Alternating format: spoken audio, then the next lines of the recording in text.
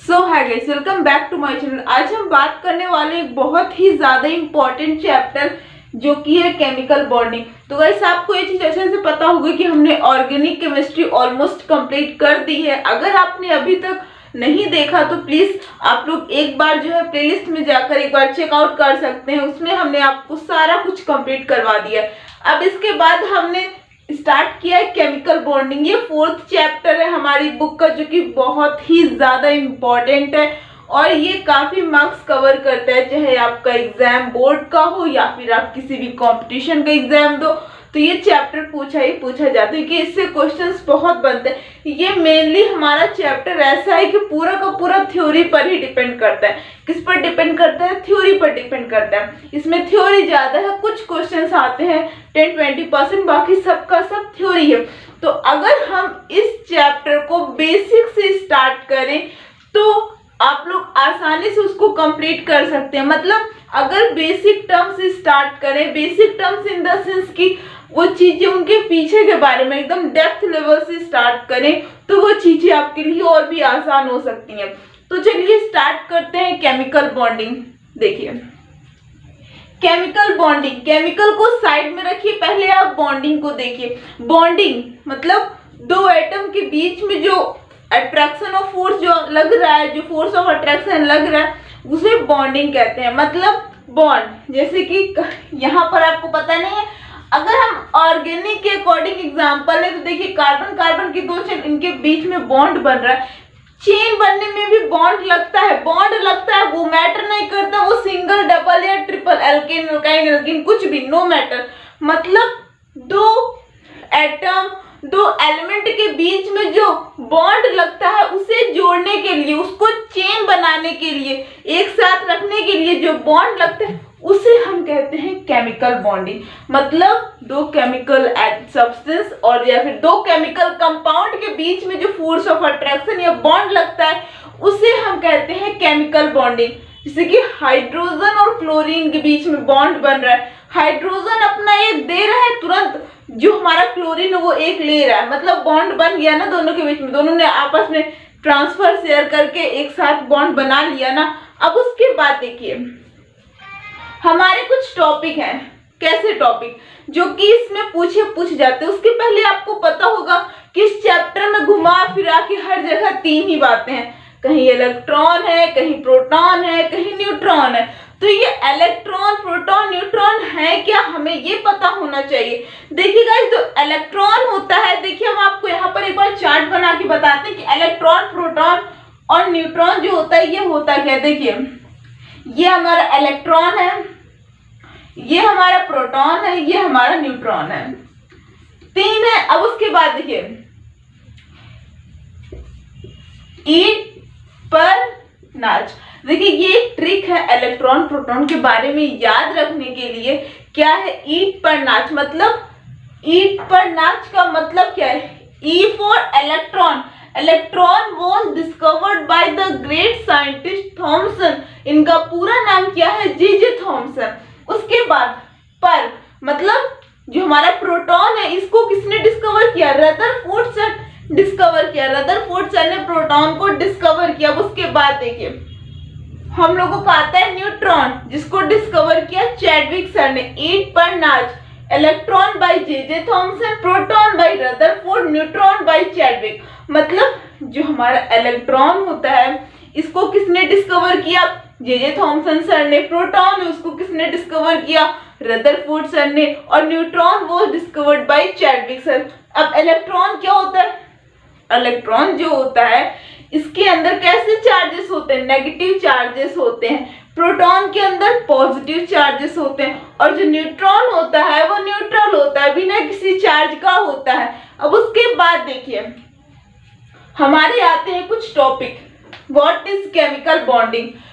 इस चैप्टर का पहला question, what is chemical bonding?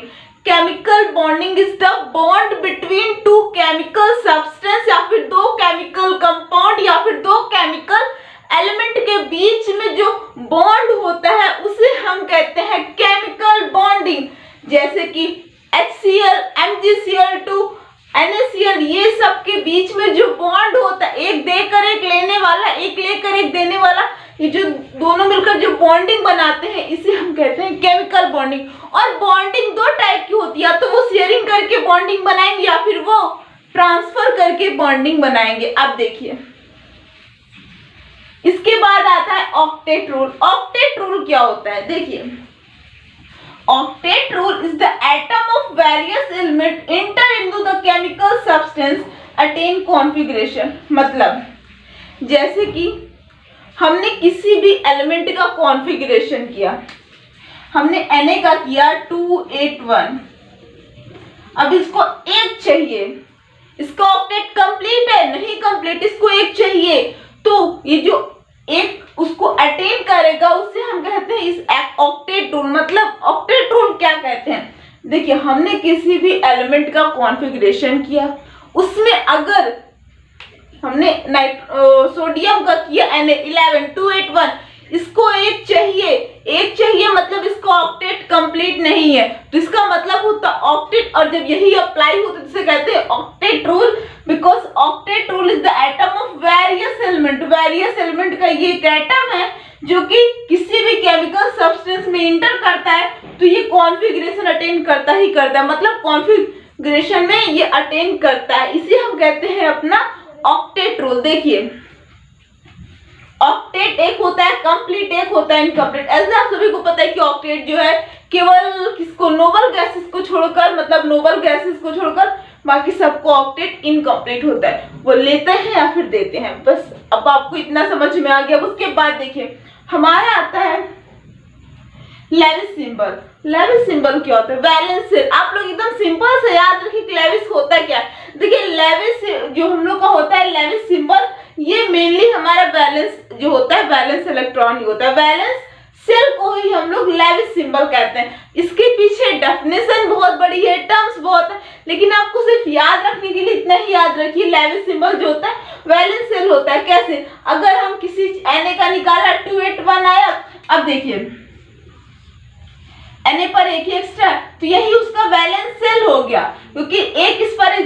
और वैलेंस शेल क्या होता है? जो लास्ट सेल होती है कॉन्फ़िगरेशन करने के बाद उसे वैलेंस सेल कहते हैं, या फिर जो लास्ट इलेक्ट्रॉन होता है वैलेंसिंग करने में 2 से क्या कहते हैं? उसे कहते हैं वैलेंस इलेक्ट्रॉन। ठीक है, समझ में आया? बेसिक था, इंपॉर्टेंट है, याद रखिएगा। अब उसके बाद वैलेंसी क्या होती है?